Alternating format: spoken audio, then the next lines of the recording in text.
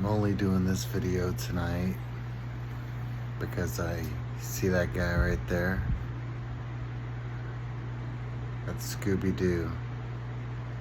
He was up in the bed a second ago and he decided, like, nah, I'm out. Peace out. He's very shy. There he is. That's my big Scooby-Doo. That's why I decided to do the video tonight. I was going to do this video tomorrow morning when I woke up. When I was a kid, comic books were my escape. I mean, they really were my escape. My parents were very controlling, and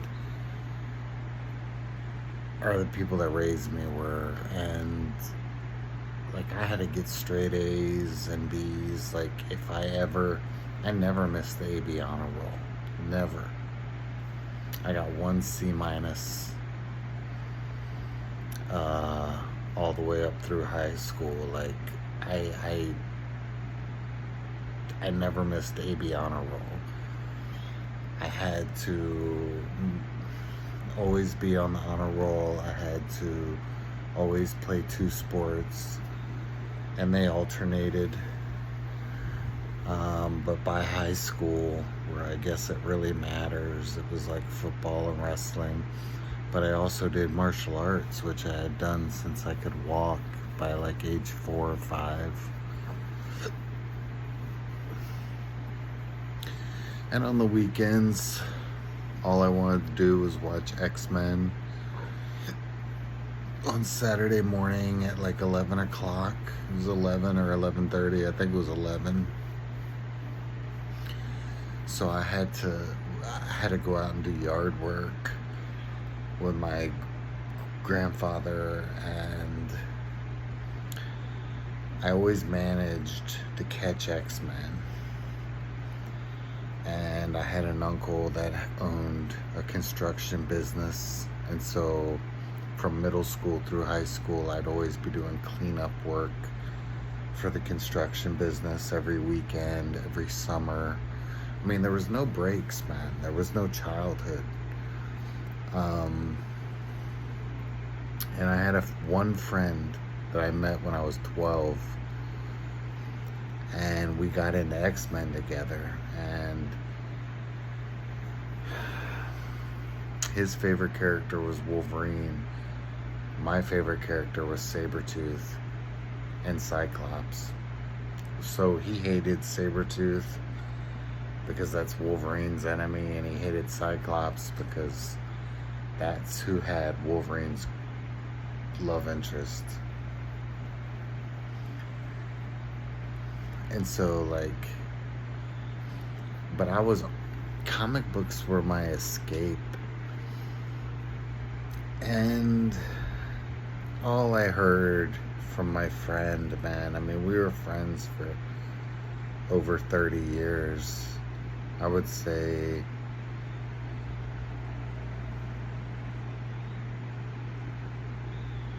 over 30 years. Like, we were friends for like 32 years. And eventually we had a falling out, but my favorite character is Sabretooth.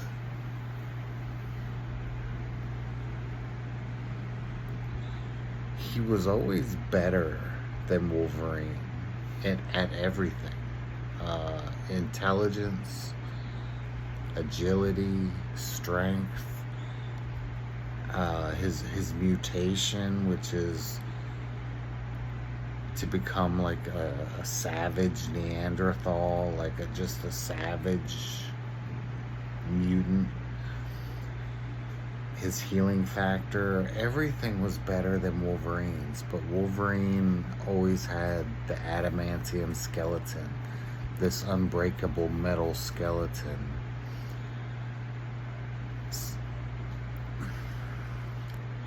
So Wolverine was always unstoppable. He was practically unkillable. And so, like, in any kind of argument, any kind of anything, it was always like, oh, Wolverine wins, Wolverine wins, Wolverine wins, Wolverine wins. And it's like, how is this when Sabretooth is like literally better at everything? And in season 2 of X-Men 97, episode 5, it really shows that. But what I loved about it is it shows the complexity of Sabretooth. Everyone always thinks he's just this animal, this unthinking animal, and this psychopath. And his mutation kind of makes him that way, where the progression of the mutation is to make him into a feral, savage type animal. And Wolverine's is slowed down because he's got the metal poisoning in his body, so it slows him down from becoming more savage and feral. But it also slows his healing factor, but it does make him unstoppable. So it's like, who's the better character? Sabretooth, easy in every way. Who's pretty much unstoppable, who's pretty much unkillable, who has the odds in almost every fight? I would say Wolverine, because he's got the metal skeleton. And you gotta think, like, these two, they can't kill each other, and so it becomes this thing which makes Sabretooth even more terrifying, because even though he's at a disadvantage because this guy has a metal skeleton that he's fighting constantly and can't really be killed because he's got a healing factor and you can't decapitate him or anything like that. So it's like, the fact that Sabretooth hunts this unstoppable killing machine, like the fact that Sabretooth hunts him and torments him, makes Sabretooth even more terrifying, because even though he's better in every way, he's really at a disadvantage in every confrontation with Wolverine, but yet he still does it. And that's not stupidity, that's terrifying.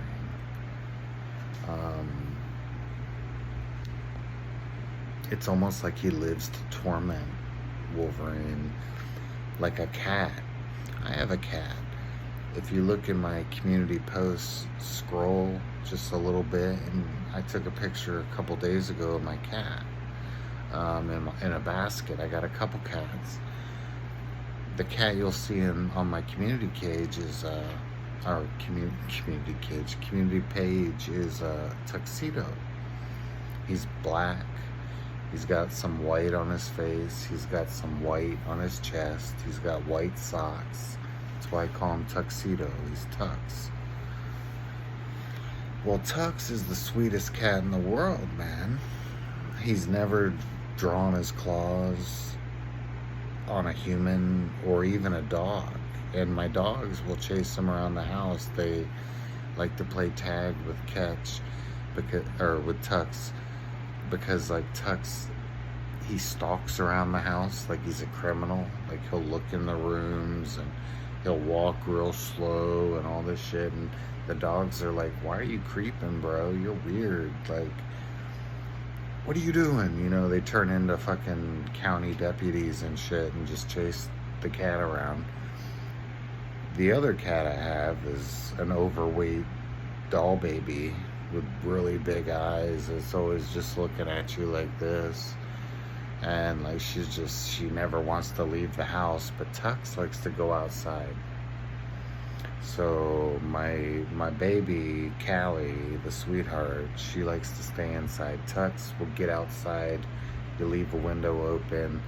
You open the door or whatever. Tux out. He loves outside. I found squirrel bodies, squirrels, birds. Last week I found a city rat that had to come from like the dumpsters about 1.5 miles away where the restaurants are. It was a city rat. I've lived in New Orleans. I know what a fucking city rat looks like. I found a field mouse yesterday morning at the side of the house. He just leaves bodies littered around.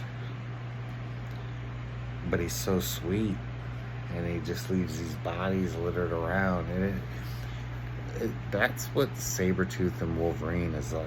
Because Sabretooth will do that with Wolverine. He'll kill everybody Wolverine cares about just to get Wolverine's attention. Like, he's like a cat. And I think that's why he's my favorite character, is he's so complex. He's in a war he can never win against Wolverine, but he's better at everything. He's extremely intelligent.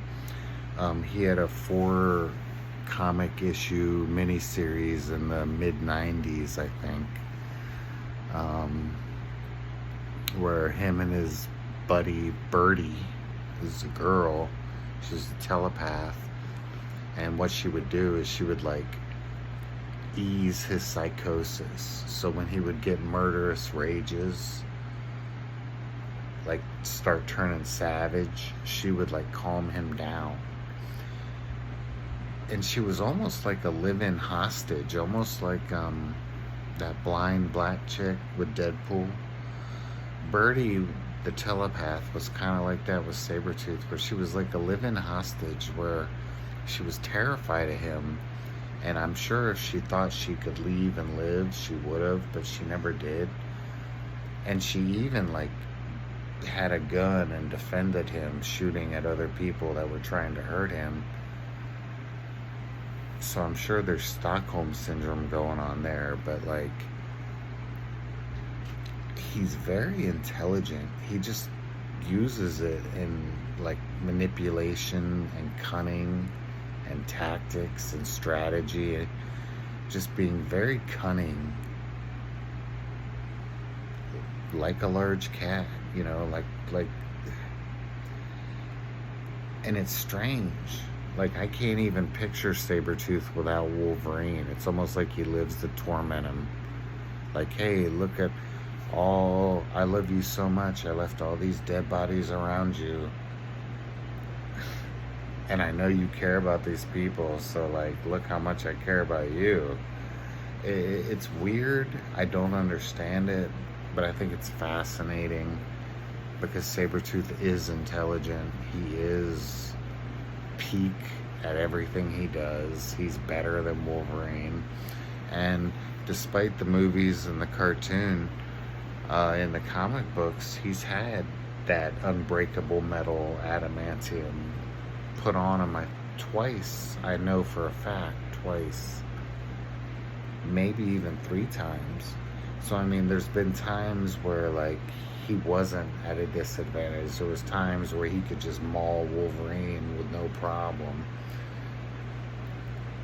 But most of the time, Sabretooth doesn't have the metal. And you can assume that kind of the same way you can assume that most of the time Wolverine does have the metal. So there's just this weird dynamic. But that's what makes Sabretooth my favorite character, is that there's times throughout his whole career he's not always a villain. Sometimes he's an anti-hero, and sometimes he's just as much of a big brother to young mutants and a protector of young mutants as Wolverine ever was. So, you know, Sabretooth is interesting, and he fluctuates. And like a cat, I think it really depends on whether he's amused or interested. Like in that episode 5 at the end, the whole thing was Wolverine deceiving everybody to get his metal back. And for Sabretooth, that's a bad thing, because that makes him harder to kill. But Sabretooth gave him his metal back. But I think it was out of self-preservation, because if he didn't do that, the situation would have been way far out of his control. And he knew that. And that goes back to Sabretooth being intelligent. He's not an animal. He's not just some savage beast. He's highly intelligent. And I think his high intelligence is always in conflict with that mutation of becoming more feral and savage,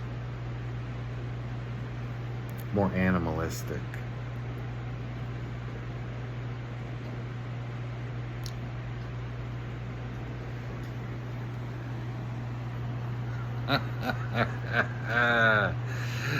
I got you, buddy. I got you. Rare footage right there, pal. I got you. I got you. I got you. You can't take it back. This is the internet, mister.